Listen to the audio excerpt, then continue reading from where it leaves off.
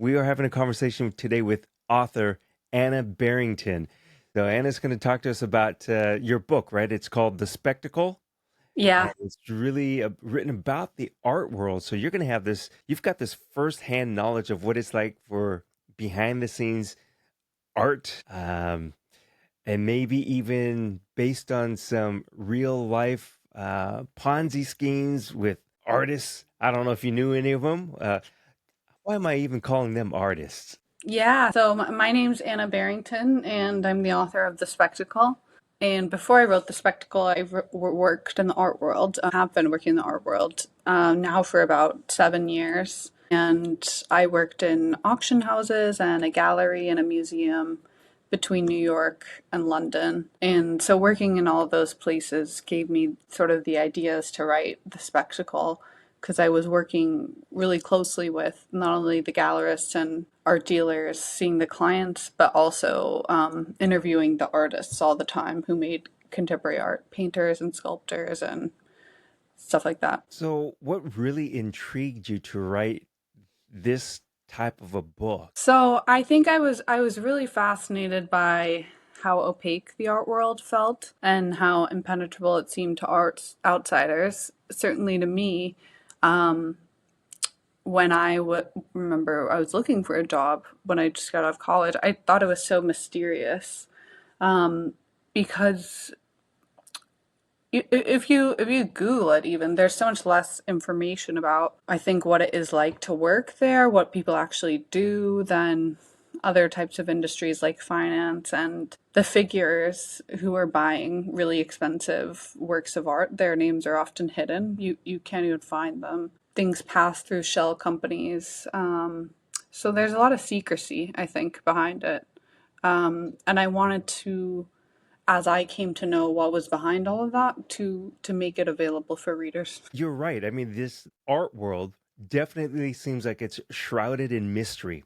Mhm. What we see on TV, read in other books or magazines, there's a veil. It's something covering it. It's so secret. It seems like a secret society that we can't even get to.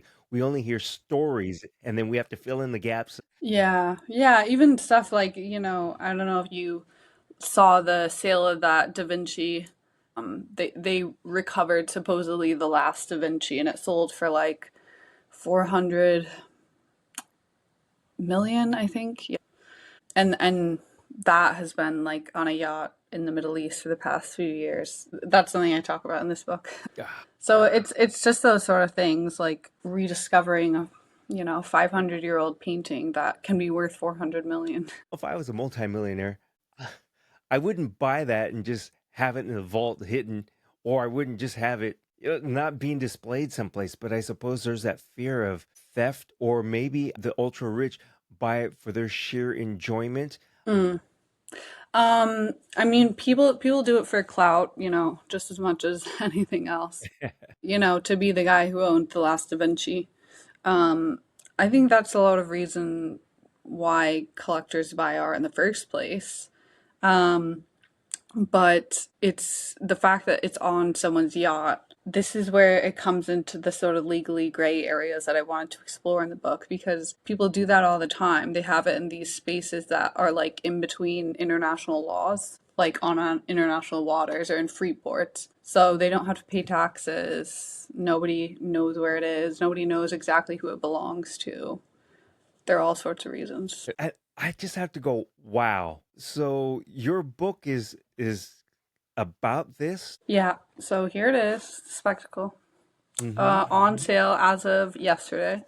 My book, to give you the rundown, is about this girl named Ingrid. She tried to be an artist.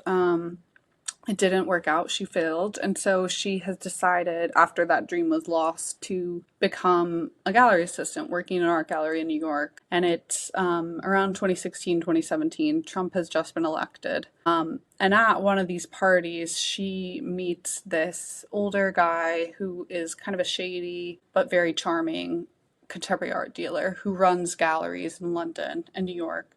And he's running his galleries kind of like a hedge fund. to create profits for his investors. And they start this relationship that initially seems amazing and romantic and beautiful for her, especially because she's so young and sort of naive. But slowly we realize that Rudolph is dealing with a mountain of debts because he's living a life that is so expensive and trying to keep up with his friends, flying around on private jets everywhere. The cost of keeping up with the art world is, huge. And he is running a Ponzi scheme to try and deal with this all, double dealing paintings and taking advantage of all those sort of loopholes that I have been talking about. Wow. Sounds really intriguing. Well, again, I think it's a book made for the movies I hope so. because I think a lot of us are intrigued with, something that's hidden, something that we can't see. The Wizard of Oz, the Oz, the all powerful. Everybody, all the characters, everything is who's Oz, and oh my gosh, an unattainable person, but I get to have this opportunity to meet. And this to me sounds like it's an opportunity for readers to kind of get behind the scenes because it's written by somebody who is in the art world. And so Hmm. there could be some realism in there. Um, that to me is the intriguing part is wow, okay, this is written by somebody who may know some of these things and perhaps some of this stuff might have been true. Yeah, I mean, I hope readers will feel like that. I really based a lot of it on my own life. Not that I'm running a Ponzi scheme. I was going to ask if you were that young gal. No, but I did like there are a lot of sort of scandals, legal scandals in the art world. Hmm. So I loosely based some of them on this book. I had also often wondered why somebody would spend so much money. And again, the part about I can only display it in my house or in the safe, the vault, because I know it's um, been obtained illegally. It was a stolen piece of art. Is that something that's true in the art world? Does that really happen where there's stolen art that is purchased by a millionaire? I don't know. I in my own experience, I heard very seldom about stolen art. Like it's something that when people who are outside of it, think of the art world, they're like, "Oh, stolen art does Hmm. exist." But I think it is probably so hard to do anything with stolen art because you can't really sell it to legit businesses. You would have to just, I guess, keep it in your house and try and sell it on the black market. But that happens, I think. I think the thing we see most about stolen art is things that come to light that were stolen in World War II. And, you know, then that happens a lot. A work comes, and anytime with the galleries and auction houses, they see anything about, 1930s to 1940s, they're like, we have to examine this closely to see if it was at all in Europe during that time. Hmm. It's a red flag. I would imagine it's so hard to tell. Was it a stolen piece of art from someone, or was it a stolen piece of art?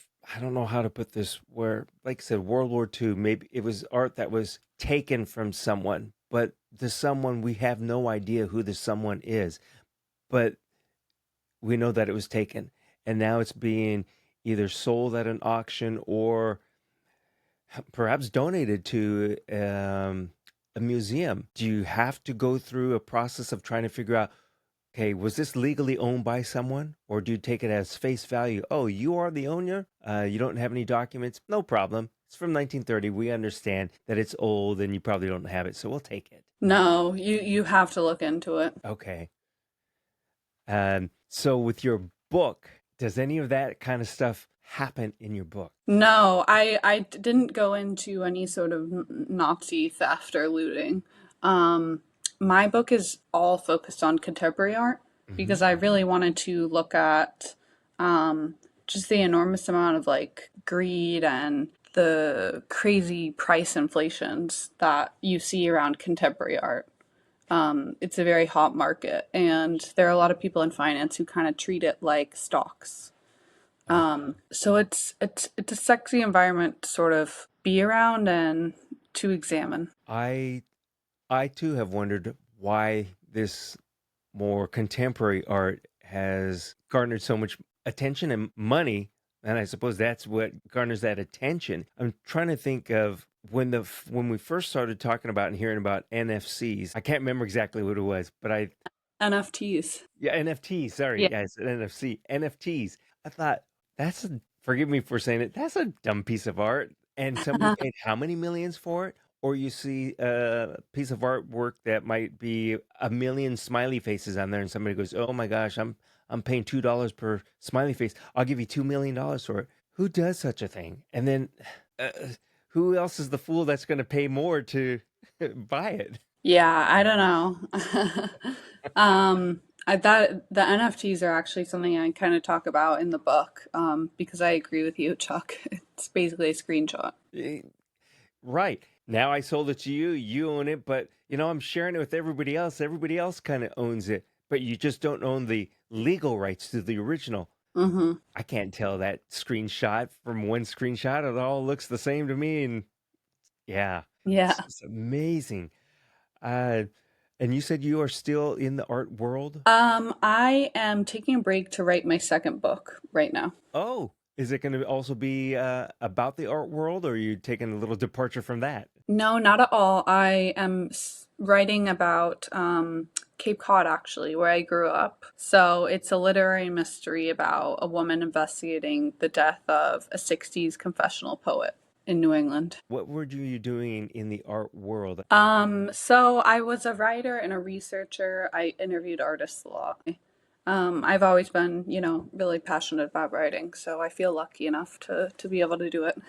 With the spectacle, is it a book that's easy enough to read for most all ages, or is it too difficult? Yeah, it's definitely an easy enough read. It's a thriller. I think it's entertaining, and you don't need to know anything about the art world. I like that because that'll be easy enough for me to read as well. Yeah.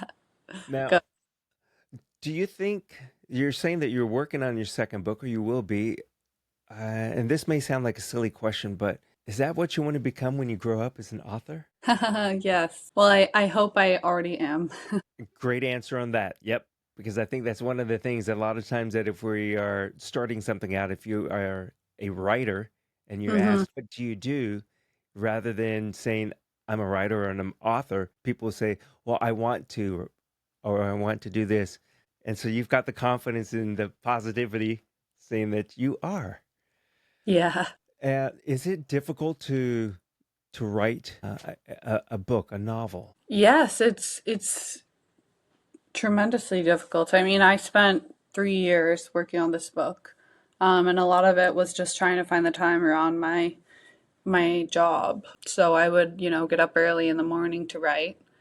And that's the hardest thing, I think, training yourself to do this thing, which deserves the time of a full-time job, but you don't have that time. So Yeah, squeezing it in. the reason I'm asking that is I want readers to be able to, readers, listeners, and viewers to relate because I know there's a lot of people who want to do something, want to accomplish something. Maybe it's not being an author, but it's something, but they always say, well, I'm working, I don't have time.